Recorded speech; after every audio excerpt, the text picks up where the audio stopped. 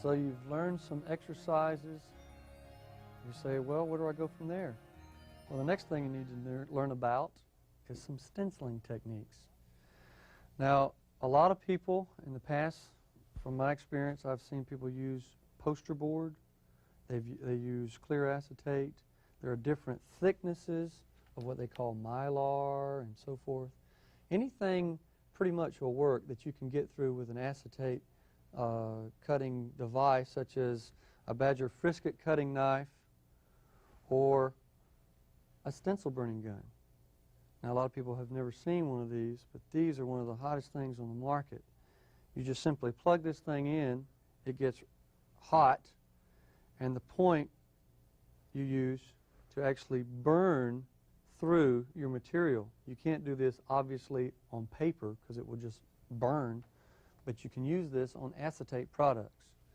Now, today, I have never painted with these designs. I just made them up just a few moments ago, and I'm going to take these stencils that I've cut out, and I'm going to eventually get it and put it on this shirt, and we're going to go all the way through a design that you can do very easily with just a few things that you've learned.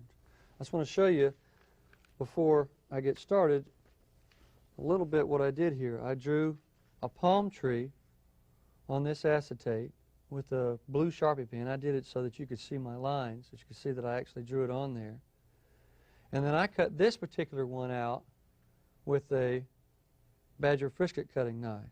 On this right here is a real loose set of clouds. This is actually the absence of what I will use. What I will use is this one, but you can use either one. What I will do is I will spray these clouds on that shirt as I wisp over this, and you'll get nice, soft, subtle shades of clouds. When I use this, well, the reason I use the stencil burning gun on this is because it has a lot of motion like this. That's really hard to do with an X-Acto knife or a frisket cutting knife, so I just used this stencil burning gun and just gently did like that. Man, it cuts through it like butter. Fast, easy. All I did was draw what I wanted on there, and I had this done in probably 2 minutes. It's not really a big deal. You can do it. All right, let me show you how to get started here. First, before we start painting this shirt, you're going to need some kind of spray adhesive. Spray mount that doesn't permanently stick what you're going to put on the shirt, because we want to take it back off, because we just want to leave them with a painted product, not a 3D sculpture. So what we're going to do is we're going to spray the back of this. And what I've already done, I've already primed this a little bit. I'm going to shake the can a little bit. I'm going to spray the correct side. And you can bet you I've sprayed the wrong side many times. I'm going to place this on the shirt in the designated area that I want to do, and I'm going to make sure that it's on there good and tight, so that when I spray over this stencil, I'm going to spray inside this. I don't want anything to get up underneath, so that's the reason for the spray mount. Now you ask me, why can't you hand hold this? Because of all these little details, which you will see once I paint it.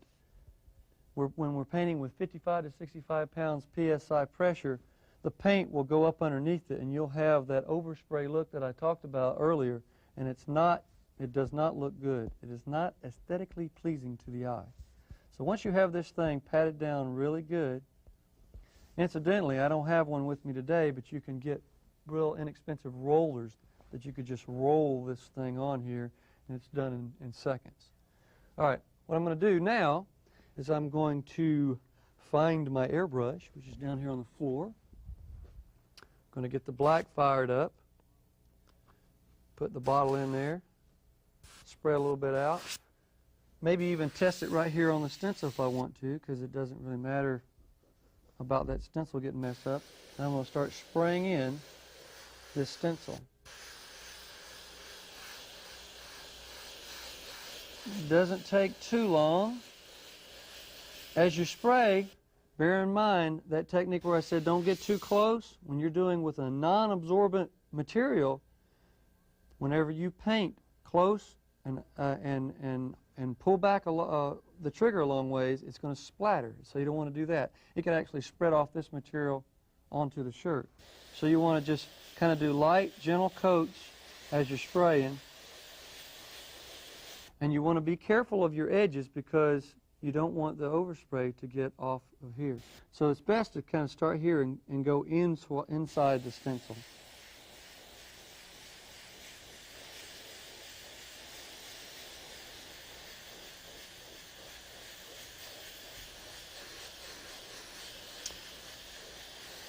Now these trees, this is going to be a palm tree. It could also be a cactus. Could be an evergreen tree. It could be any sort of silhouetted form. It could be a wolf standing on the edge of a cliff.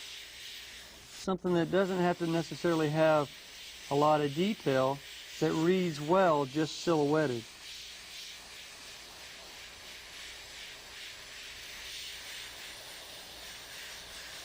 Okay, when you get this finished, I want to put your airbrush down and you gently pull this thing off.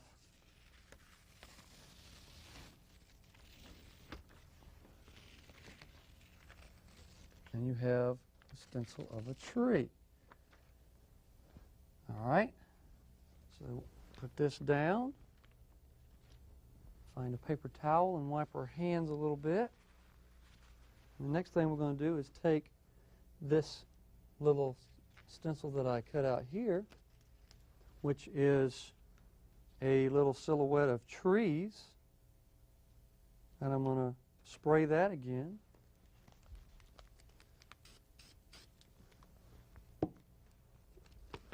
And we'll stick this out here in the distance. This is going to be to show some foreground, and we're going to have some trees on a little island out here, and that'll be in the background. And this doesn't take very long because it's real small. Obviously, these designs could be done any size. Where I come from, we have display. We try to keep it separated so where if we do a design for children, we keep it smaller. We do adult designs a little larger. I've also got some little birds here that I'm going to go ahead and spray in. Now, I have no idea what this design is going to look like because I just did it. So it's going to be a surprise to me as well as you. All right, and this right here, every once in a while I like to clean out the airbrush with some cleaner. This is just some Badger cleaner. Keeps it from getting clogged. Plus, sometimes as you finish painting, if you pull the bottle off, paint can drip off from this airbrush and drip onto something that you may not want it to. So if I clean it out, I can lay it down and I'm not getting any paint on anything.